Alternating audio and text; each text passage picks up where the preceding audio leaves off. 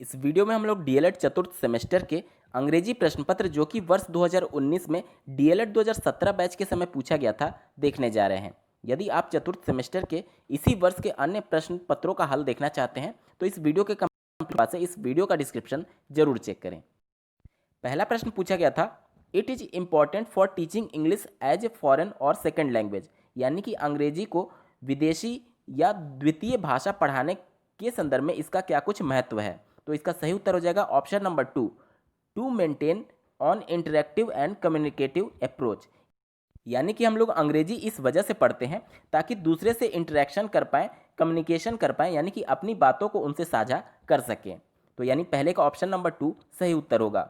बात करेंगे अगले प्रश्न की, linguistic is a study of. तो जो लिंग्विस्टिक होता है वह scientific study of human language होता है, यानी दूसरे का ऑप्शन नंबर 2 ह्यूमन लैंग्वेज सही उत्तर होगा।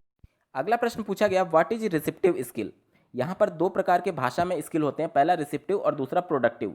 रिसिप्टिव मतलब आप समझ सकते हैं रिसीव करना। जब भी आप भाषा को रिसीव करेंगे तो किस प्रकार से रिसीव करेंगे, या तो मौखिक रूप से कोई आपके सामने कोई बात बोले और आप उनकी बातों को सुन करके समझ रहे हैं, ठीक है, या फिर लिखित रूप में कुछ बातें हैं और उसको आप रिसीव करें उस कंटेंट को। तो यानी कि रिसिप्टिव स्किल में आपका सुनना और पढ़ना आता है, ठीक है। और ऑप्शन में आपसे रिसिप्टिव स्किल के बारे में ही पूछा गया है, तो पहला ऑप्शन लिसनिंग यानी कि सुनना सही उत्तर होगा। अगर आपसे प्रश्न में प्रोडक्टिव स्किल के बारे में पूछता तो प्रोडक्टिव यानी कि किसी भाषा को प्रोड्यूस करना है। प्रोड्यूस आप कैसे कर सकते हैं, या तो आप लिख करके कर सकते हैं या तो बोल करके कर सकते हैं। तो प्रोडक्टिव स्किल अगर आपसे पूछा जाता तो स्पीकिंग और राइटिंग में से कोई भी एक ऑप्शन दिया रहता वो सही होता। यहाँ पर प्रश्न में आपसे रिसिप्टिव पूछा गया तो लिसनिंग आपका सही उत्तर होगा, तीसरे का ऑप्शन नंबर 1। बढ़ते हैं अगले प्रश्न की तरफ, एडवर्ब ऑफ कॉवर्ड इज। तो ऑप्शन नंबर 2 कवर्डली इसका सही उत्तर होगा। पांचवा प्रश्न पूछा गया था, antonym of boon is. Antonym means आपसे इसका विलोम पूछ रहा है बून का, तो बून का जो विलोम होता है वह होता है कर्स। ऑप्शन नंबर 2 सही उत्तर होगा। अब दोस्तों बात करेंगे very short answer type questions की। छठा प्रश्न पूछा गया था, change the following sentence into present perfect continuous tense. दोस्तों प्रेजेंट परफेक्ट कॉन्टिन्यूअस टेंस का मतलब ये होता है कि कोई कार्य जो कुछ समय से चल रही है और अभी वर्तमान में भी जारी है, यानी कि अभी पूर्ण रूप से कंप्लीट नहीं हुई है, ठीक है। यहाँ पर देखिए आपको सेंटेंस दिया गया है, he is writing for 5 years. यहाँ पर आपको हेल्पिंग वर्ब और वर्ब की आईएनजी फॉर्म से क्लियर हो गया होगा कि ये प्रेजेंट कॉन्टिन्यूअस टेंस दिया गया है और इसको आपको कन्वर्ट करना है present perfect continuous. Present perfect continuous में हेल्पिंग वर्ब हैज बीन लगती है, ठीक है, उसके साथ ही वर्ब की आईएनजी फॉर्म यूज होगी। तो आपका पूरा सेंटेंस हो जाएगा, he has been writing a novel for 5 years, यानी कि इज हटा करके आपको हैज बीन का इस्तेमाल करके पूरा सेंटेंस उतार देना है। मैं फिर से रिपीट कर दे रहा हूँ, he has been writing a novel for 5 years. सातवां प्रश्न था, complete the following sentence using correct article. यहाँ पर दिया गया है dash virtue is its own reward, यानी कि सदाचार या फिर सद्गुण जो होते हैं वह अपने आप में एक इनाम है, ठीक है। तो यहाँ पर वर्च्यू है वह अनकाउंटेबल नाउन है, जिसकी वजह से आप यहाँ पर ए या फिर एन यूज नहीं कर सकते। यहाँ पर आपको डेफिनिट आर्टिकल यानी कि द का ही यूज करना होगा। तो आपका सही उत्तर हो जाएगा, the virtue is its own reward. Dash में आपको द भर देना है सातवें में, ठीक है। आठवां प्रश्न पूछा गया था, कंप्लीट द फॉलोइंग सेंटेंस, और आपको सेंटेंस दिया गया है, he is ill dash fever. आप लोगों ने बहुत बचपन में पढ़ा होगा, I am suffering from fever. इसी प्रकार से आपको इसमें डैश में फ्रॉम भरना है, he is ill from fever, आठवें में फ्रॉम होगा। नौवां प्रश्न पूछा गया था, complete the following sentence, she had dash dancing of 2 hours. यहाँ पर छठे वाले प्रश्न में आप लोगों ने देखा होगा कि हैज बीन के साथ वर्ब की आईएनजी फॉर्म यूज हुई थी, वो प्रेजेंट परफेक्ट कॉन्टिन्यूअस टेंस था। और नौवें प्रश्न में आप देखेंगे तो सेम है, बस यहाँ पर पास्ट परफेक्ट कॉन्टिन्यूअस टेंस का यूज किया गया है, यानी कि शी हैड के बाद आपको बीन यूज करना होगा। तो आपका कंप्लीट सेंटेंस हो जाएगा, she had been dancing for 2 hours. नौवें में आपको बीन BEEN भरना है, ठीक है। बढ़ते हैं 10वें प्रश्न की तरफ, करेक्ट द फॉलोइंग सेंटेंस, और आपको सेंटेंस दिया गया, walk carefully लेस्ट you may fall. यहाँ पर जब आप लेस्ट देखें हैं तो मे हटा करके आपको शुड अप्लाई करना होगा। आपका कंप्लीट सेंटेंस और करेक्ट सेंटेंस हो जाएगा walk carefully लेस्ट you should fall. बात करेंगे 11वें प्रश्न की, फिल द करेक्ट वर्ड।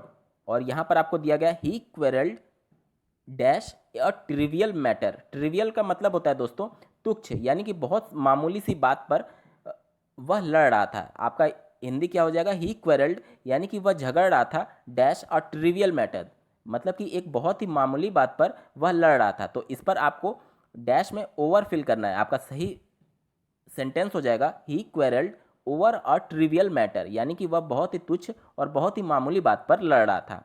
बढ़ते हैं शॉर्ट आंसर टाइप क्वेश्चंस की। 12वां प्रश्न पूछा गया था change the following sentence into indirect speech. और पहला था father said he is good player.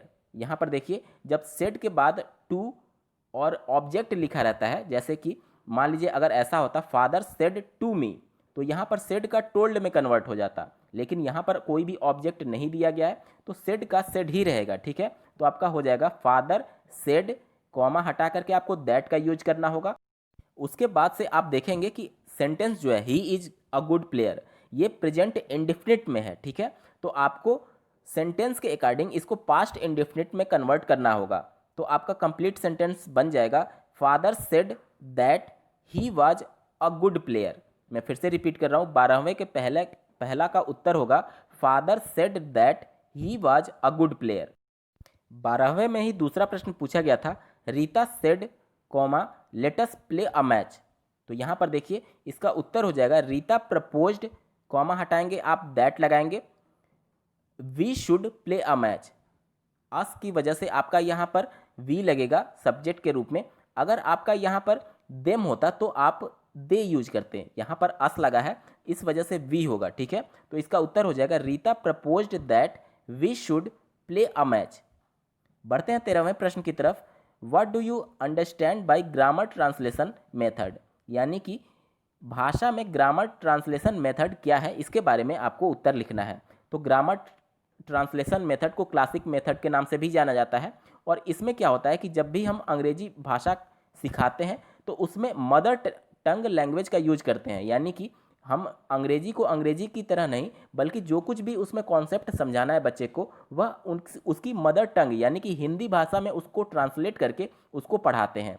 अब इसका लाभ क्या होगा, तो ऐसे शिक्षक जिनका प्रोनाउंसिएशन बहुत अच्छा भी नहीं होगा इंग्लिश में, वह हिंदी में ट्रांसलेट करके उसको पढ़ा सकते हैं।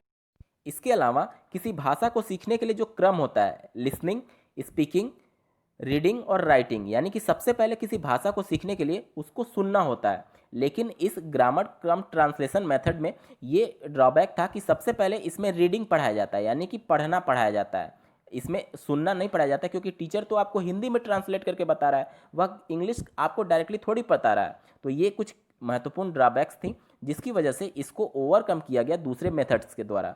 दोस्तों यहाँ पर मैं जिस प्रकार से आप लोग को समझा रहा हूँ अंग्रेजी का प्रश्न पत्र है, लेकिन हिंदी के माध्यम से यानी मदर टंग लैंग्वेज के माध्यम से मैं आप लोग को समझा रहा हूँ, तो ये भी ग्रामर कम ट्रांसलेशन मेथड का ही उदाहरण है। लेकिन आप लोग को जब उत्तर देना होगा अंग्रेजी भाषा में ही लिखेंगे और अपने सरल भाषा में छोटे छोटे सेंटेंस के रूप में आप इसको कन्वर्ट करके आसानी से लिख सकते हैं। मैंने यहाँ पर हिंदी में इसलिए समझाया ताकि आपको ये चीज़ें माइंड में रहे और जब आप इसको समझ लेंगे तो अपनी भाषा में आसानी से लिख सकते हैं। ठीक है, बढ़ते हैं 14वें प्रश्न की तरफ। Right a composition on the topic importance of discipline in life, यानी कि जीवन में डिसिप्लिन अनुशासन का क्या कुछ महत्व है, इसके बारे में आपको एक कंपोजिशन लिखना है। यहाँ पर ये 50 शब्दों में आपको उत्तर देना है, यानी कि 5 से 7 लाइन में आप इसको बड़े अच्छे तरीके से लिख सकते हैं। दोस्तों यह एक डिस्क्रिप्टिव प्रश्न है जिसका अपनी लैंग्वेज में आप बड़े आसानी से इसका उत्तर लिख सकते हैं। बढ़ते हैं 15वें प्रश्न की तरफ। Write an application to the principal of your institution for sick leave, यानी कि आपकी बीमारी के लिए आपको एक एप्लीकेशन लिखना है अपने इंस्टीट्यूशंस के नाम पे कि आपको छुट्टी चाहिए। ठीक है, इसके लिए भी आप एप्लीकेशन आसानी से लिख सकते हैं। आप बचपन से ही इस प्रकार के एप्लीकेशन लिखने के लिए सीख रहे हैं। बढ़ते हैं 16वें प्रश्न की तरफ। Either take it dash leave it, इसमें आपको करेक्ट कंजंक्शन भरना है। यहाँ पर आइदर के साथ हमेशा और का यूज किया जाता है। ठीक है, और नाइदर रहता तो फिर नॉर का यूज किया जाता। तो 16वें के पहले में आपका कंप्लीट सेंटेंस हो जाएगा आइदर टेक इट और लीव इट। ठीक है, पहले में और भरा जाएगा। दूसरा प्रश्न पूछा गया था, ही is a good player dash a bad student, तो इसमें हो जाएगा बट, आपका कंप्लीट सेंटेंस बन जाएगा he is a good player but a bad student. बढ़ते हैं 17वें प्रश्न की तरफ, fill in the blanks with correct preposition. He is superior dash me, तो सुपीरियर के साथ हमेशा टू का यूज किया जाता है प्रीपोजिशन, ठीक है। आपका सही सेंटेंस हो जाएगा he is superior to me. दूसरा पूछा गया था, Ram beats him dash a stick, तो इसमें आपका विथ फिल किया जाएगा, यानी कि आपका कंप्लीट सेंटेंस हो जाएगा Ram beats him with a stick, यानी कि राम उसे छड़ी से पीटता है। बढ़ते हैं 18वें प्रश्न की तरफ, राइट वन वर्ड, यानी कि वाक्यांश के लिए एक शब्द आपसे पूछा जा रहा है, a person who hates mankind, यानी कि एक व्यक्ति जो कि मानवता का विरोधी है या फिर मानवता से उसको घृणा है, तो इसका सही उत्तर हो जाएगा मिसनथ्रोपिस्ट, MISANTHROPIST, मिसनथ्रोपिस्ट 18वें के पहले का सही उत्तर हो जाएगा। दूसरा प्रश्न पूछा गया था, a medicine that kills germs, तो इसका सही उत्तर हो जाएगा एंटीबायोटिक, ANTIBIOTIC, 18वें के दूसरे का उत्तर हो जाएगा एंटीबायोटिक।